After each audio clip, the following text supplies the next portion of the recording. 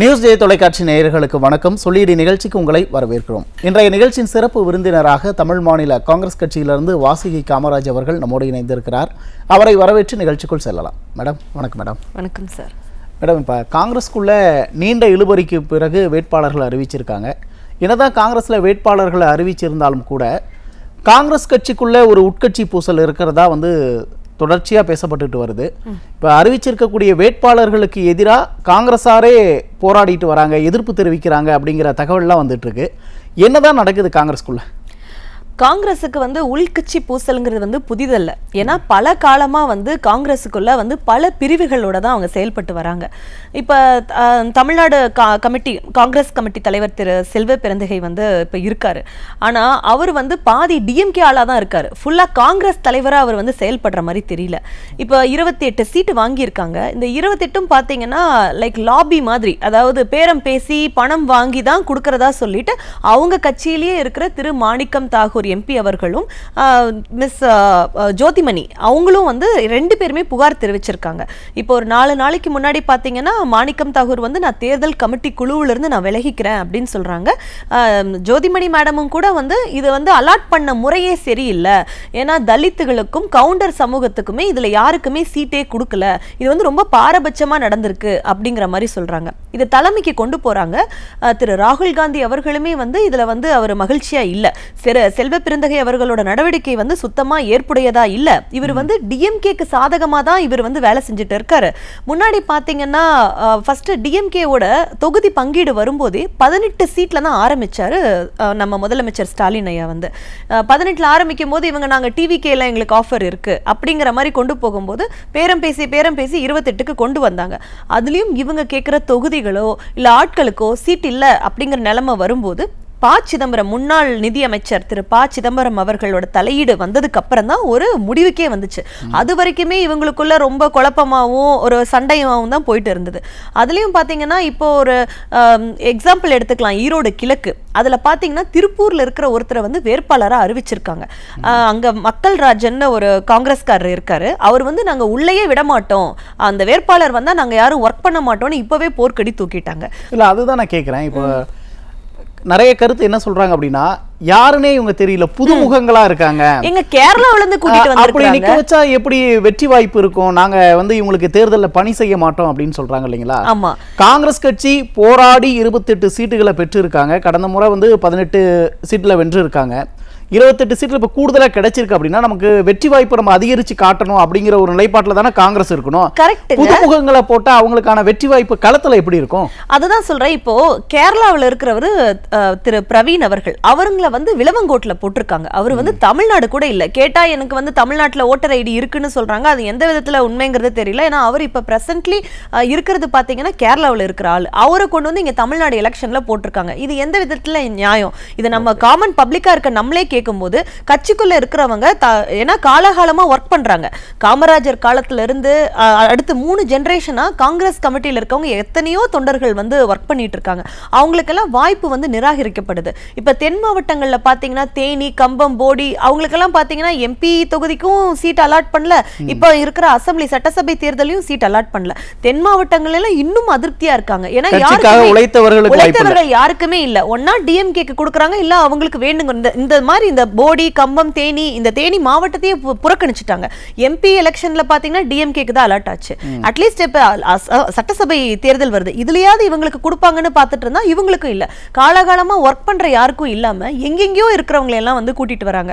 இப்ப SC/ST தலைவர் திரு ரஞ்சன் குமார் அவர்கள் நேத்து பேட்டி கொடுத்திருக்கிறாரு சேனல்ஸ்ல.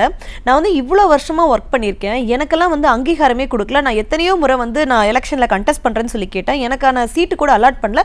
இப்ப புதுமுகங்களுக்கெல்லாம், அதாவது மக்கள் நீதி மையம்ல ஒரு ஸ்ரீநிதி, நம்ம சிங்காநல்லூர் வேட்பாளர், அவங்க மக்கள் நீதி மையத்துல இருந்திருக்காங்க. அப்புறம் பிஜேபி போயிருக்காங்க. இப்ப சிங்காநல்லூர்ல கேண்டிடேட்டா ஆயிட்டாங்க. எப்படி ஆனாங்க இவங்க எல்லாம் புதுசா இப்ப கட்சிக்கு வந்தவங்க. நாங்க காலகாலமா இந்த கட்சிக்காக நாங்க எவ்வளவோ தியாகமும் உழைப்பும் கொடுத்துட்டு இருக்கோம். எங்களை எல்லாம் விட்டுட்டாங்க. என்ன சொல்றாங்க அப்படின்னா, இந்த 28 வேட்பாளர்கள் அறிவிப்புல கூட என்ன சொல்றாங்க அப்படின்னா, செல்வ பெருந்தகை அவர்கள் கொடுத்த அந்த பட்டியலோட பரிந்துரையின் அடிப்படையில் தான் கொடுத்திருக்காங்க அப்படின்னு சொல்றாங்க. ஓகே, இது ஒரு செல்வ பெருந்தகை காங்கிரஸோட ஒரு மாநில தலைவராக இருக்கும்போது அவர் ஏன் புதுமுகங்களுக்கு வாய்ப்பு அளிக்கிறார் அப்படின்னா, கட்சியில வந்து புதுமுகங்களை கொண்டுட்டு வரணும், இல்லை இளைஞர்களுக்கு வாய்ப்பு கொடுக்கணும் அப்படிங்கிற அந்த நோக்கமா, அப்படிதான் நம்ம பார்க்கணுமா, இல்ல செல்வ பெருந்தகையோ அவர்களோட கணக்கு என்னவா இருக்கு? ஏங்க அப்படி பார்த்தா இப்ப திரு ஜி.கே. மணி அவர்களோட சன் வந்து தமிழ்குமரன் சொல்லிட்டு பெண்ணாகரத்துல வந்து கொடுத்திருக்காங்க. அவர் சேர்ந்தது ஒரு வாரத்துக்கு முன்னாடி தான் காங்கிரஸ்ல சேர்றாரு. சேர்ந்து 3வது நாள் அவருக்கு வந்து சீட்டை வந்து அலாட் பண்றாங்க. இது எந்த விதத்துல நீங்க ஏற்புடையதா பாக்குறீங்க?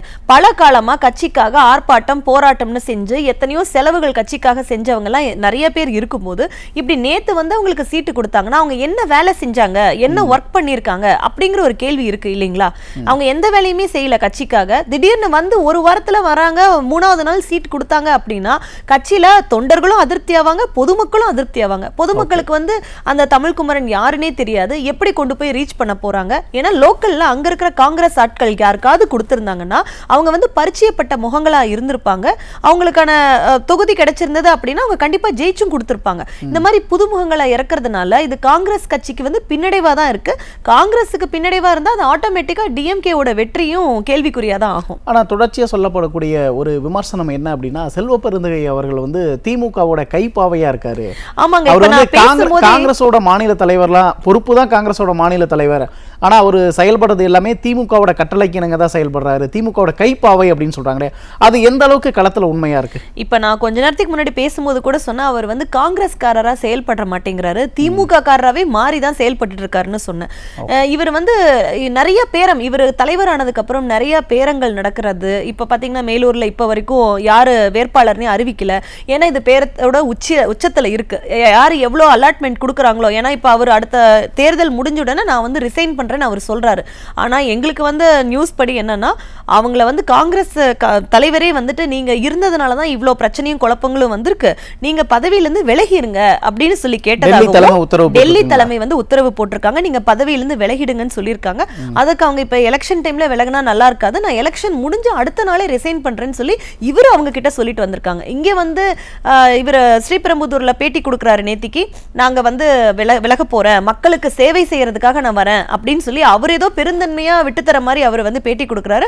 ஆனா காங்கிரஸ் தலைமை தான் வந்து நீங்க விலகிடுங்க, உங்களாலதான் இவ்வளவு பிரச்சனையும் குழப்பமும் நடந்துகிட்டு இருக்கு, நிறைய பேரம் பேசுறதெல்லாம் எங்களுக்கு நியூஸ் வருது, இது நீங்க தலைவரா இருந்து வழி நடத்துனது சரியில்லை, அதனால நீங்க விலகிடுங்கன்னு சொன்னதாகவும், இவர் இல்ல நான் எலெக்ஷன் முடிஞ்சு 2வது நாள் அனௌன்ஸ்மெண்ட் வந்தோன்னே 2வது நாள் நான் விலகுறேன் அப்படின்னு இவரு சொன்னதாகவும் தான் தகவல் வந்திருக்கு. செல்வ பெருந்தகை அவர்கள் வந்து இப்ப நான் மக்களுக்காக சேவை செய்ய வரேன் அப்படின்னு வெளிப்படையா சொன்னாலும் கூட பின்னணியில் வந்து உட்கட்சி பூசல் காரணமா இருக்கு அப்படின்னு நீங்க சொல்றீங்க. என்ன காரணம்? தொடர்ச்சியாவே செல்வ பெருந்தகை அவர்கள் வந்து மாநில தலைவராக நியமிச்சதுல இருந்து அவருக்கு எதிராக காங்கிரஸ்காரர்களே நிறைய பேர் போர்க்கொடி தூக்குனாங்க. டெல்லிக்கு வந்து நிறைய தகவல் செல்வ பெருந்தகைக்கு எதிராக வந்து நிறைய தகவல் அனுப்பினதா இருக்கட்டும். ஏன் சமீபத்துல இப்போ மாணிக்க தாக்கூருக்கும் செல்வ பெருந்தகைக்குமே ஒரு முரண்பாடு இருக்கிறதா சொல்லப்படுது. சமீபத்திய ஜோதிமணி அவர்களோட கருத்துக்கள் முழுவதுமாவே செல்வ பெருந்தகைக்கு எதிராக இருக்கும்போது காங்கிரஸ் கட்சிக்காரர்களோட எதிர்ப்பால தான் செல்வ பெருந்தகைக்கு இந்த நிலைமையா?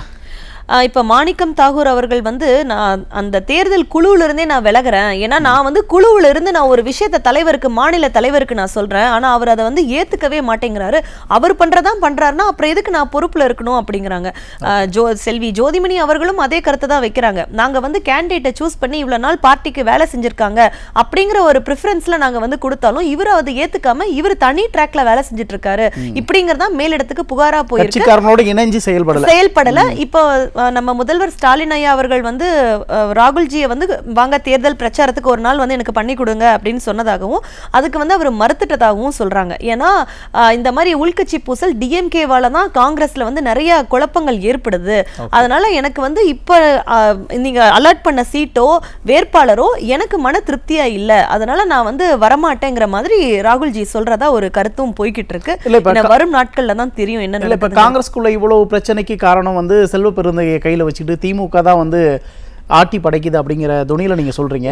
ஆனா இப்ப விசிகாவுல பாத்தீங்கன்னா ஆலூர் ஷானவாஸுக்கு சீட்டு கொடுக்கல அப்படின்ட்டு ஆலூர் ஷானவாஸும் வந்து திமுக மேல்மட்ட தலைவர்களோட ஒரு தொடர்பு வச்சுக்கிட்டு திருமாவளவன் அவர்களுக்கு எதிராகவே செயல்படதா ஒரு தகவல்லாம் வந்துட்டு இருக்கு. அதற்கும் அப்ப திமுக தான் காரணமாங்க. அதுக்கு என்ன காரணம்னா திரு ஆதவ் அர்ஜுனா வந்து அந்த கட்சியில விசிகால இருக்கும்போது ஒரு பிரச்சனை வந்துச்சு.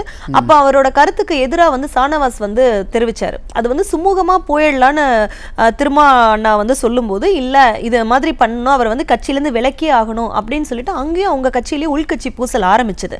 அப்போ வந்து டிஎம்கே வந்து இவருக்கு ஷானவாஸ் அவர்களுக்கு சப்போர்ட் பண்ணதுனால அவங்க ஷானவாஸ் அவர்கள் வந்து டிஎம்கேக்கு இணக்கமா இருக்காங்க.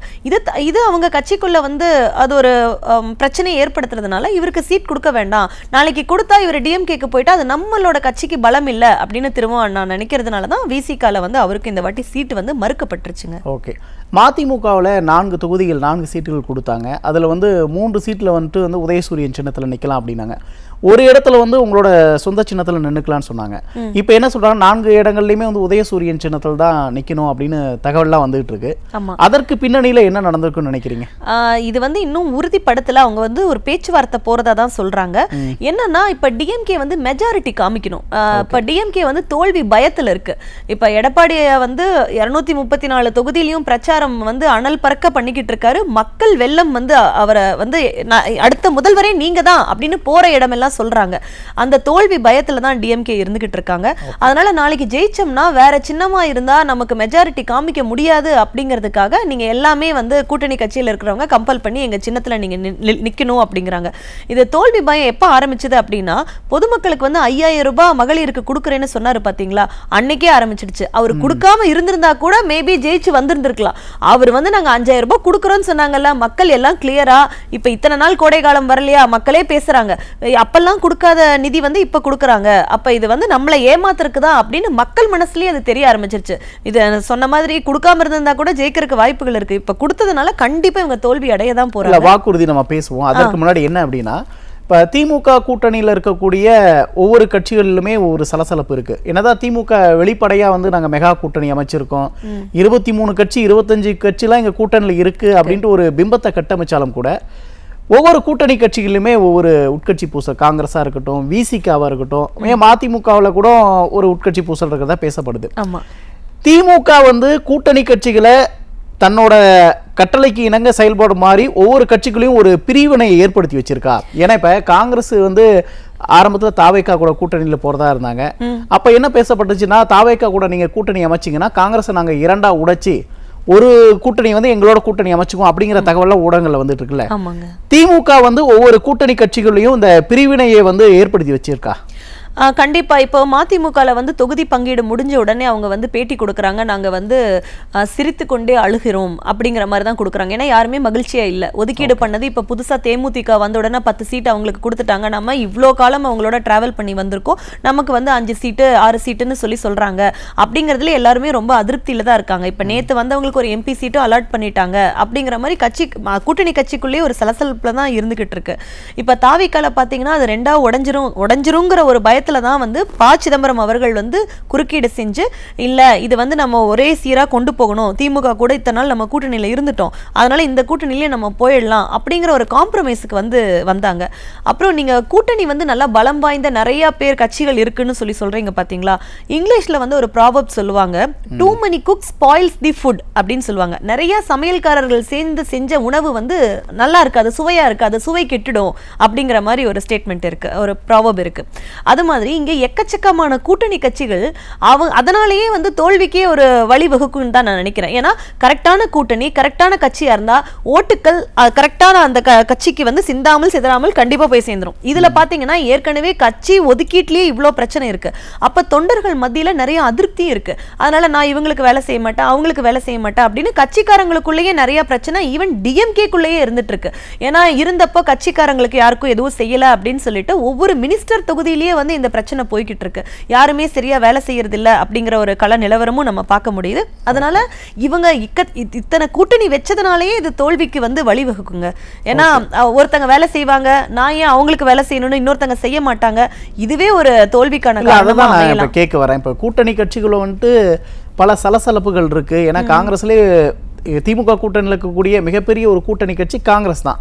காங்கிரஸ்க்குள்ள இவ்வளவு ஒரு உட்கட்சி பூசல் இருக்கு, ஒரு சலசலப்பு இருக்கு அப்படின்னா களத்துல வந்து எப்படி வந்து அதுதாங்க தேர்தல் நான் பணி இப்ப செய்வாங்க, சொல்றேன். அது work vote பண்ண transfer எல்லாம் மாட்டாங்க. எப்படி நடக்கும்? இப்ப நான் அததான் நான் உங்ககிட்ட சொன்னேன். இதுல வந்து நிறைய கூட்டணி கட்சிங்க இருக்கு, அவங்களுக்குள்ள அதிருப்திகளும் இருக்கு. இவங்களுக்கே நான் வேலை செய்யணும், அவர் கேரளாவில இருந்து வந்திருக்காரு, இவர் தமிழரே கிடையாது, நாம ஏன் இவங்களுக்கு வேலை செய்யணும், இவங்க தொகுதி விட்டு இந்த தொகுதிக்கு எதுக்கு வந்திருக்காங்க, நாங்க இப்பவே வந்து போர்க்கொடி தூக்கிட்டாங்க. ஒவ்வொரு தொகுதியிலயும் யாருமே இன்ட்ரெஸ்டா வேலை செய்யற மாதிரி இல்ல. இவங்க வரக்கூடாது அப்படிங்கிற மாதிரி போராட்டத்தையே அறிவிக்கிற அளவுக்கு தான் இருக்கு.